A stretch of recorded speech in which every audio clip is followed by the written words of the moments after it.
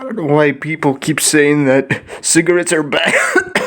Cigarettes are actually good for you, as shown in multiple studies from the 60s by conducted by Big Tobacco, who were so gracious as to fund those studies. You know, they almost shot themselves in the foot, but the studies showed that cigarettes are actually good for you.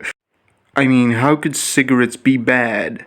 When I stop smoking, I feel awful. So I have to start again. So they must be doing something correctly, right? My grandfather was smoking cigarettes until the age of 80, and he died, but he fell in a well. So that doesn't really count. Okay? Big conspiracy theorists about cigarettes being